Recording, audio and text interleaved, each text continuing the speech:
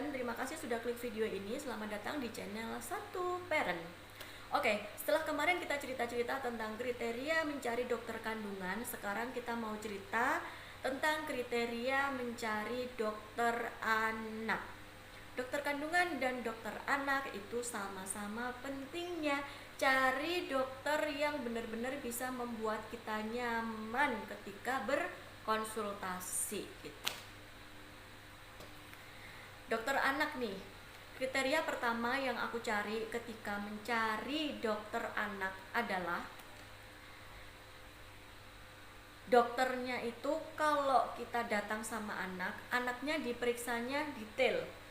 Mulai dari ditimbang badannya, diukur panjang atau tingginya, sama diukur lingkar kepalanya. Terus diplot di buku KIA atau di kurva pertumbuhannya itu dia mau tulis dan mau jelasin status gizi anak kita seperti apa. Loh, bukannya emang tugas dokter anak semuanya seperti itu? Enggak semua dokter anak mau repot melakukan sesuatu yang detail seperti itu. Pernah aku datang ke dokter anak, ada yang cuman ditimbang aja, nggak diukur panjang atau tinggi badan sama lingkar kepalanya, terus juga nggak diplot di bukunya. Kita punya buku KIA itu enggak, cuman ditimbang aja.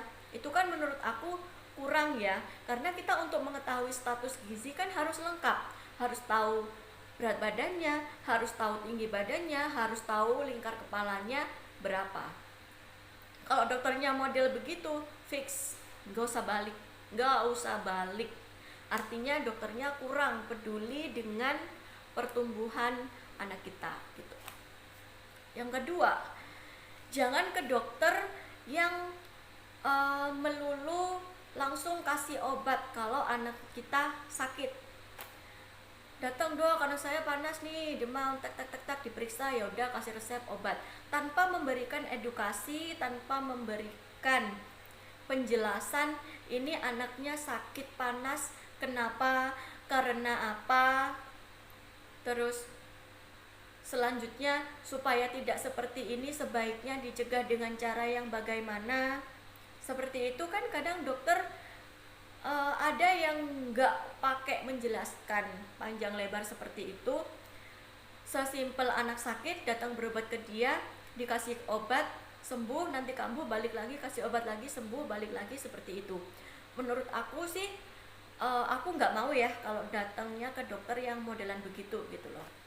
Karena kita konsultasi ke dokter tersebut memang yang pertama untuk berikhtiar mencari kesembuhan buat anak kita kalau memang dia lagi sakit.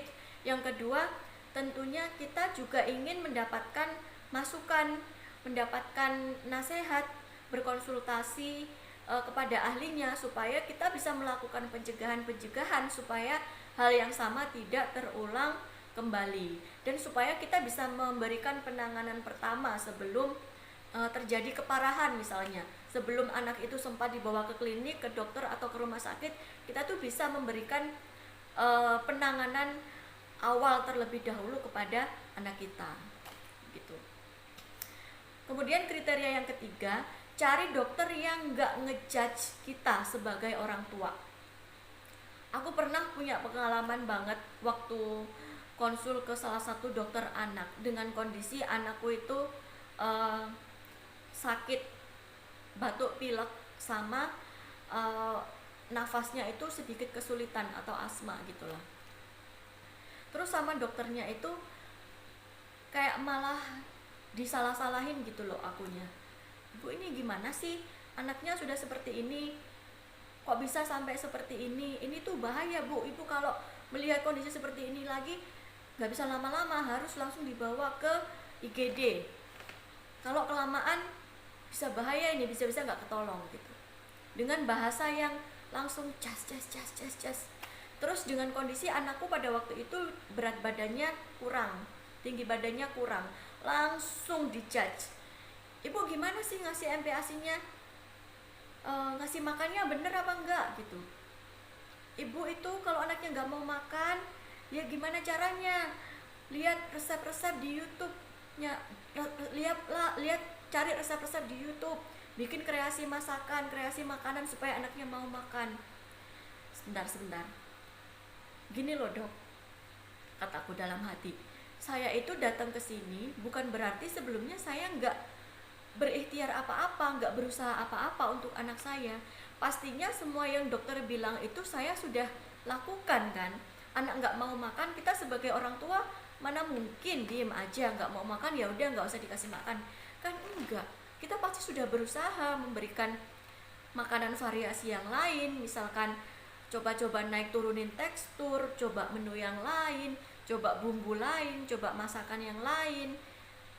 Kan kita pastinya sudah mencoba semua itu. Karena mau menemui jalan buntu, makanya kita berkonsultasi kepada ahlinya, gitu loh. Sebagai dokter, ya jangan dong seperti itu, jangan ngejudge orang tuanya, itu bisa aja bikin kita tambah down gitu, tambah merasa bersalah sama anak kita. Yang ada bukannya pikiran jernih bisa mencari solusi gimana cara terbaiknya untuk supaya anak ini bisa sehat, tapi kitanya jadi merasa menyalahkan diri sendiri, merasa nggak becus jadi ibu, merasa nggak becus jadi orang tua. Itu kan efeknya jadi kemana-mana ya. Itu makanya cari dokter yang nggak ngejudge kita, yang bisa berbicara dengan perasaan, yang bisa mengerti kita sebagai orang tua, yang bisa memberikan penjelasan itu dengan kelembutan, yang bisa memberikan saran-saran itu dengan bahasa kasih, bukan seenaknya sendiri gitu. Terus yang keempat, tetap cari dokter anak yang mau dijapri gitu, yang mau kita konsultasi via online, misalkan via telepon atau via SMS atau WhatsApp, karena itu beneran memudahkan kita banget kalau kita berada pada situasi urgent tapi kebetulan dokternya lagi nggak praktek atau kitanya lagi nggak bisa bawa anak kita ke dokter tersebut. Jadi kita sesimpel telepon aja atau WhatsApp dokternya aja, dok ini gimana, kalau butuh obat dokternya tinggal resepin obat dan kita bisa tebus resep itu di apotek terdekat. Itu sih paling penting menurut aku. Emangnya ada dokter dengan kriteria komplit seperti itu? Ada, aku sudah menemukan, alhamdulillah sudah menemukan. Tapi ya gitu, perjalanannya panjang, nggak satu kali ke dokter langsung tek di hati, oh ini sesuai sama kriteria yang aku mau gitu, enggak. Aku pun juga perjalanannya ganti-ganti dokter anak, mulai dari anakku bayi sampai sekarang umur 1 tahun itu sempet ganti dokter anak beberapa kali, karena ya itu tadi, ngerasa nggak srek di hati. Kalau kita orang tuanya nggak srek di hati terus memaksakan terus sama dokter tersebut, kita pastinya juga ngerasa nggak enak gitu, kayak ada yang ngeganjel gitu loh. Jadinya kita juga ngerasa nggak maksimal. Jadi ya itu tadi, menurut aku nggak apa-apa kita ganti-ganti dokter anak selagi kita merasa nyaman, merasa srek, dan merasa oh ini yang paling tepat buat anakku.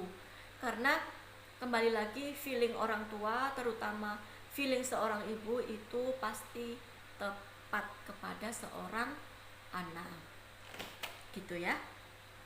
Oke, segitu dulu sharing-sharingnya tentang mencari dokter anak. Semoga bisa bermanfaat dan semoga bisa menjadi referensi buat teman-teman, buat mama-mama, buat bunda-bunda yang lagi kebingungan juga sekarang mencari dokter anak yang baik itu seperti apa.